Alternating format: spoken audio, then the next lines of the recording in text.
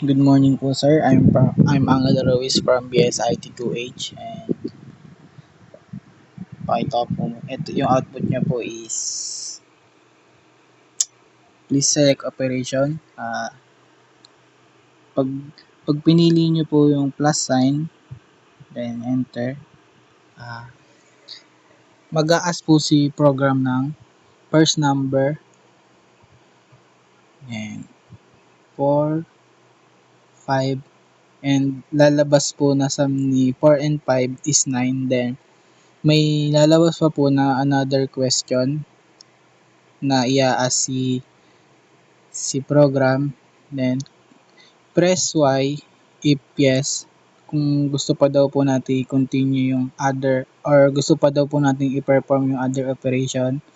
If yes, press Y if yes, and press any key if no. And perform nyo natin yung multiply.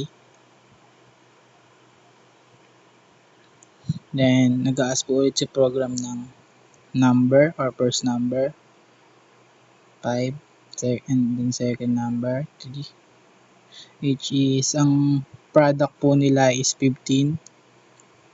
Ang product po ng 5 and 3 is 15. Then dito po tayo sa code. Dito po sa function na operation na may parameter na character OP, siya po yung nagre-represent ng operation symbol chosen by the user such as plus sign, minus sign, multiply sign, or divide sign. Then dito po sa double sum may parameter sa sum na may parameter ng num1 and num2 na may data type na double. Same po dun sa data type ng sum. Sa function po na to is pag nag-input si user ng dalawang number, ipag-add niya po yung dalawang number na in-input ni user and ipiprint niya yung result ng dalawang number na pinag-add. Same din po dun sa difference, product, and quotient. And dito po tayo sa void operation. Dito po tayo sa switch statement.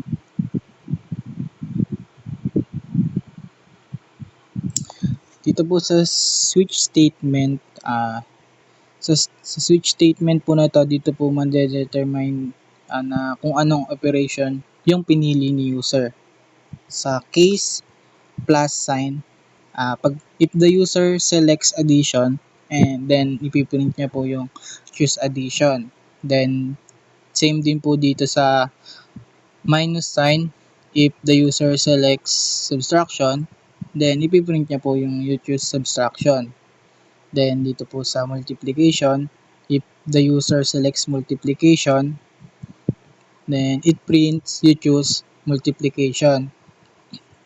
Then same din po sa division, na pag pinili po yun if sinelect po yun ni user, magpiprint po yung you choose division.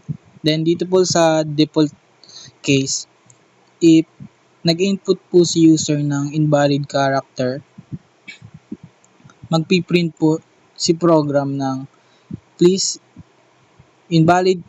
choose one on the following operation presented.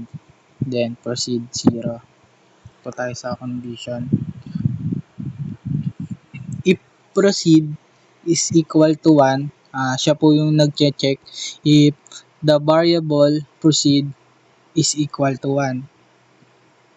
If ibig sabihin lang po nun, if valid po yung operation na sinelect ni user, and yung program po is magpo-proceed with the calculation. Dito po sa variable na num1, num2 na may data type na double, siya po yung nag-i-store ng numbers na in-input ni user or store the numbers that user will input. Ito po sa switch statement po ulit. Yung switch statement po, gumamit po siya ng OP or operation, and siya po nagde-determine which calculation to perform. Ito po sa case addition. If the operation is addition, tatawagin niya po yung function na sum, then piprint niya po yung result ng dalawang pinag-sum na number. Then same lang po siya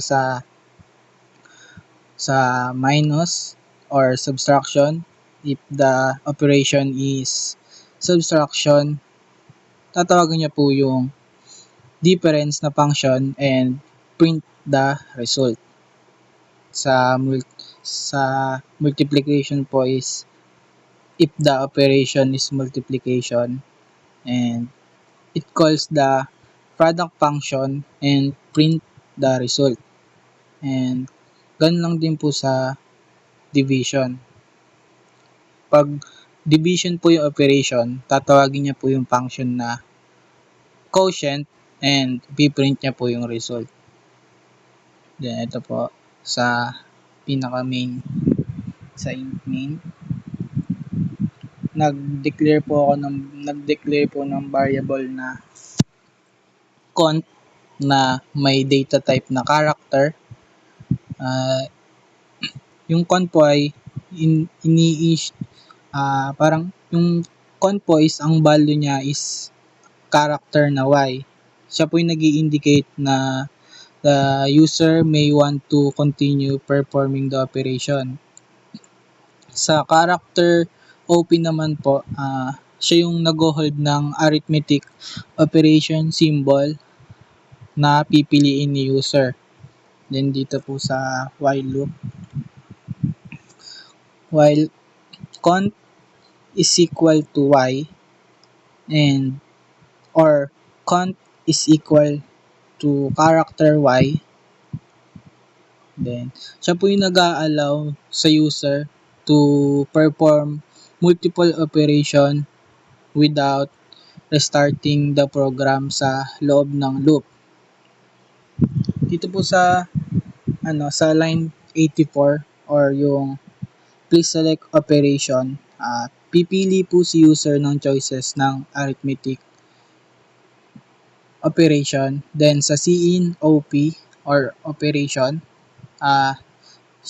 the program reads the operation symbol na i-entered ni user.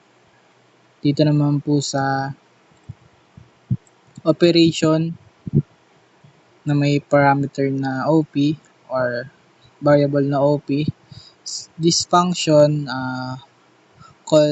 executes the operation based doon sa in-input ni user.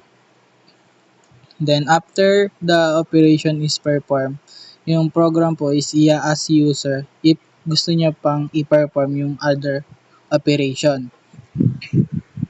Ito po siya papasok sa line 87.